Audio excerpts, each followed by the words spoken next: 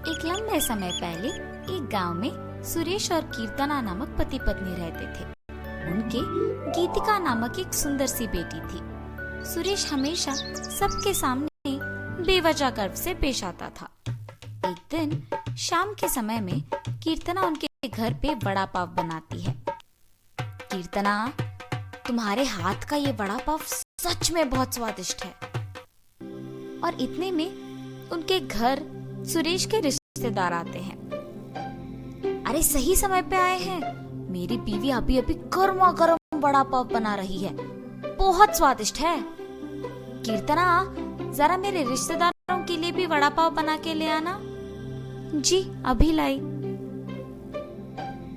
ये कह के गर्मा गर्म वड़ा पाव बना के वहां लाती है और उनके रिश्तेदारों को परोसती है।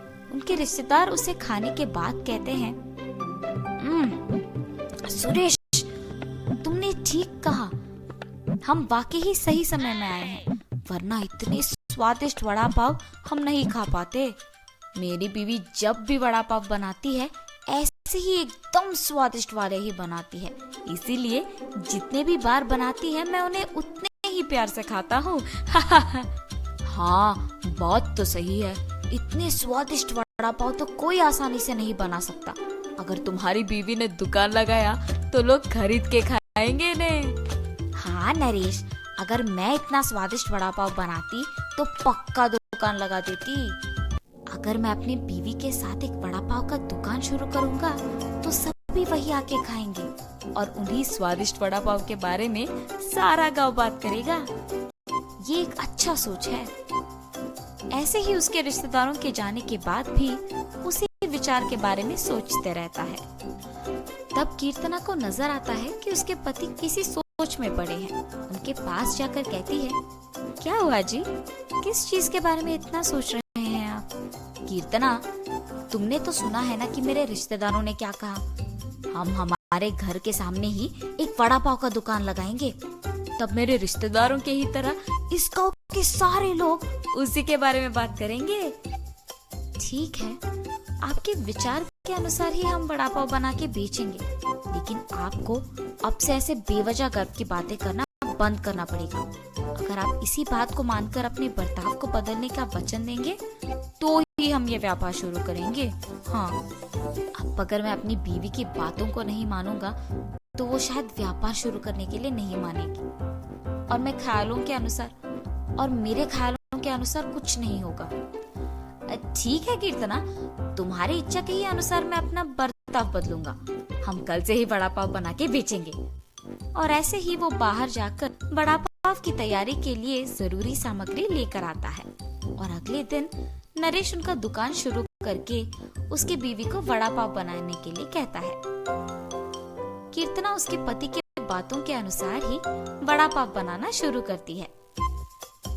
स्वादिष्ट और गर्मा गर्म वड़ा पाव, आइए बाबू आइए।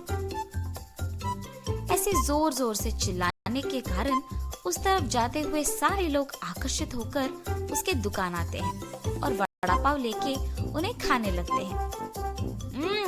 सुरेश, वड़ा पाव तो बहुत गर्म और स्वादिष्ट है। हाँ, अब तक मैंने इतने स्वादिष्ट वड़ा पाव कहीं नहीं खाया है। हाँ, मेरी पत्नी बहुत अच्छा वड़ा पाव बनाती है, उसकी तरह तो और कोई नहीं बना सकता है। ऐसे उनको वड़ा पाव देकर उनसे पैसे लेता है।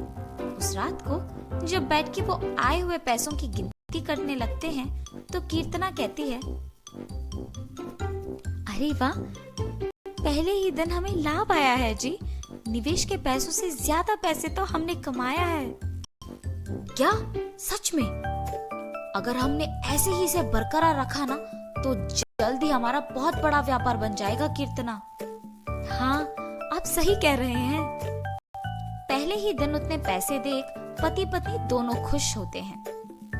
ऐसे ही वो हर रोज उनके सोच के मुताबिक वड़ा पाव बना के उसे बेचते हैं और कुछ ही दिनों में उनका व्यापार अच्छा चलने लगता है। मेरे सोच के मुताबिक ही हमारा व्यापार अच्छा चल रहा है। किसी और के दुकान में तो इतने लोग ही नहीं आते हैं। कुछ दिन पहले शुरू करने के बावजूद हमारा व्यापार बाकियों से बहुत बेहतर चल रहा है। और हमेशा की तरह सुरेश वापस बेवजह के गर्व में डूब जाता है और बाकियों को भी वही बातें सुनाते रहता है। उस दिन दुकान को आए एक आदमी को वड़ा पाव लाकर देता है। मैं यहाँ जब भी वड़ा पाव खाता हूँ बहुत स्वादिष्ट होता है, एक भी बार इसका स्वाद नहीं बदला।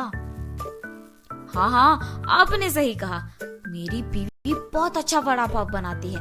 नया व्यापार होने के बावजूद बाकियों से हमारा बहुत अच्छा चल रहा है। हाँ, ऐसे ही वहाँ मौजूद सभी से बात करता है और ऐसे ही बात करते हुए वो उन लोगों से पैसे लेना भूल जाता है। उसके पैसे ना लेने के कारण सभी वहाँ आके उसकी गर्व की बातें सुनकर पैसे दिए बिना चले जाते थे। कुछ दिन बाद सबको जब सुरेश की कमजोरी का पता लग गया तो वो वड़ा पाव मंगा के उसे खा के पैसे देने के लिए उसके पास जाकर वड़ा पाव के बारे में बात करना शुरू करते थे।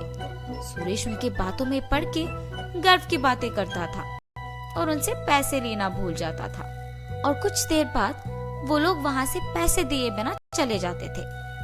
सुरेश के इस बर्ताव के कारण उनके व्यापार में नुकसान होता है और अचानक उनके सपने टूट जाने पर पति पत्नी दोनों बहुत निराश होते हैं।